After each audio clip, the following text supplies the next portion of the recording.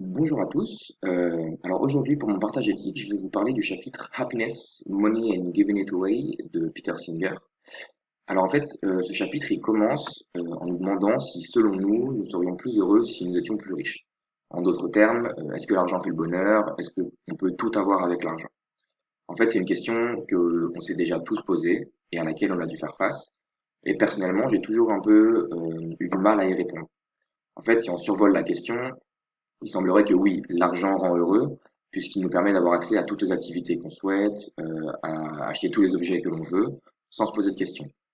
Mais si on va un petit peu plus en profondeur et qu'on commence à parler des relations, par exemple, relations amicales, amoureuses, ou au niveau de la famille, ou encore de la santé, et ben en fait, on se rend compte que l'argent ne nous aide en rien quand il s'agit de les construire ou de les avoir. Peter Singer, lui, il explique que l'argent ne joue pas sur si on est heureux ou non, tant que notre revenu est suffisant pour subvenir à nos besoins primaires, donc tout ce qui est manger, se loger, etc. Par exemple, les Américains, qui ont un revenu en moyenne plus élevé que les Néo-Zélandais, ne sont pas pour autant plus heureux. Et en fait, ça peut s'expliquer parce que avoir un revenu plus élevé, forcément, il faut travailler plus, et donc être plus souvent confronté à des sentiments négatifs, comme le stress, la tension, etc.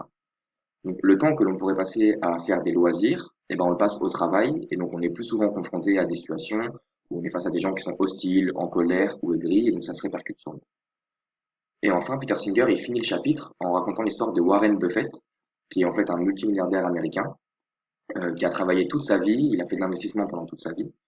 Donc il a sans doute expérimenté justement les humeurs dont on parlait juste à l'instant.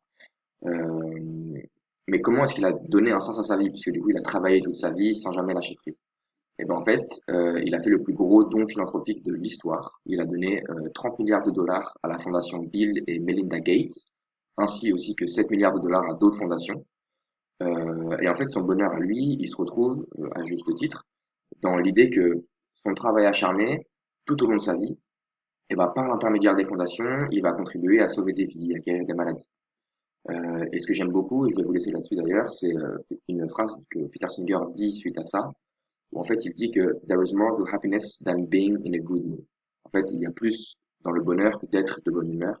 Et je trouve que c'est hyper intéressant parce que du coup, le bonheur ne s'arrête pas uniquement à ce que on ressent nous, à nos sentiments à nous, mais c'est aussi lié à ce qu'on donne aux autres et à ce qu'on fait pour les autres.